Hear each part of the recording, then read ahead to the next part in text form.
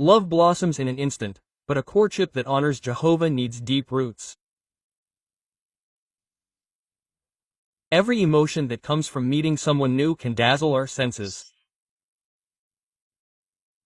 Yet Jehovah reminds us that he directs human steps, as Proverbs chapter 20, 24-25 mentions. Understanding this from the beginning helps us walk with caution and reverence, avoiding hasty promises that can later become spiritual burdens.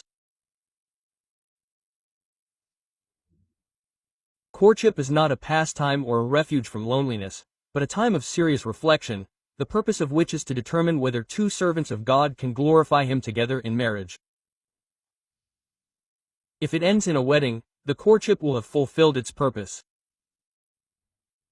If it reveals irreconcilable differences and the decision is made to end it, it will also have been successful, for it has avoided a commitment that could dishonor Jehovah in the future. This perspective avoids the social pressure that sometimes pushes singles into unhealthy relationships simply to avoid disappointing the expectations of others. Let us remember that shouting holy before meditating can be a trap. As mentioned in Proverbs chapter 20 verse 25. Before taking the step, the Bible encourages us to use the eyes of discernment. Proverbs chapter 20 verse 18 states, "When there is communication, plans are successful.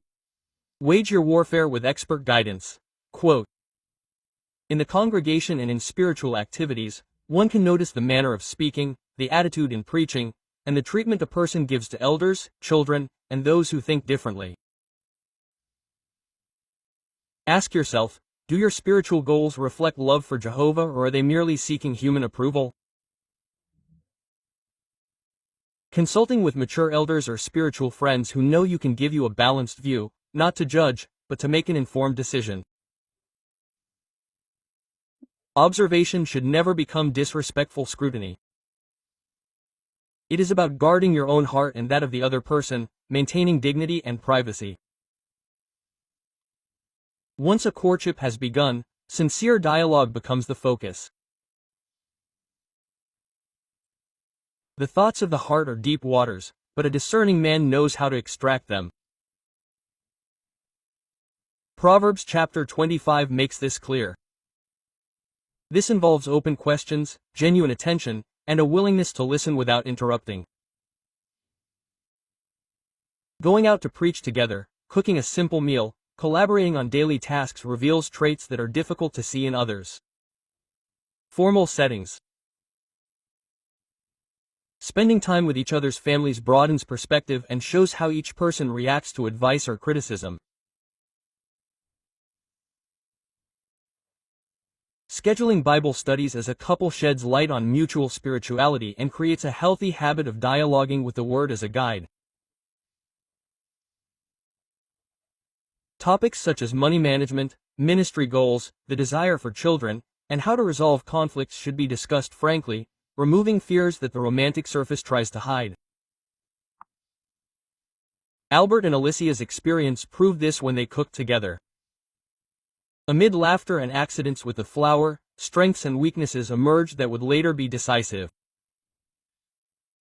Some imagine that two Christians who start dating are already engaged. This myth can shackle the conscience and cloud objectivity. If the relationship does not prosper, there are those who gossip or judge without understanding that by ending it the couple may have saved their spiritual future. Let us always remember that vows are made on the wedding day, not before. In this way we protect the free will of each believer and allow Jehovah to direct our steps in due time. No human advice replaces the guidance of the Holy Spirit. Praying together and separately, it opens the door for Jehovah to intervene, calming impulses and affirming convictions.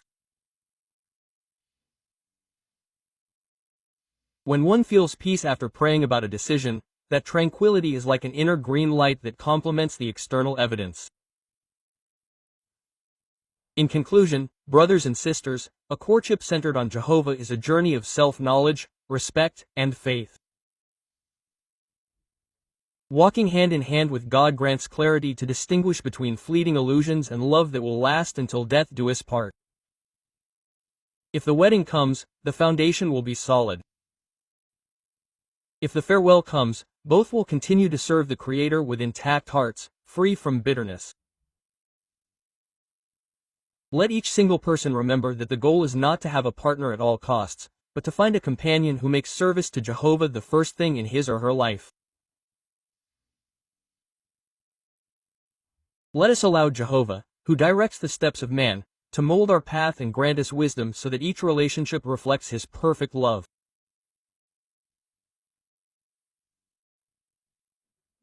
The image in our activity guide shows two young people conversing in a country setting, surrounded by friends and family. Their sincere smiles and relaxed posture reflect the serenity of those who know each other well. Respect and transparency, without haste, allowing time and mutual observation to reveal whether their path is headed toward a future together under Jehovah's blessing. Number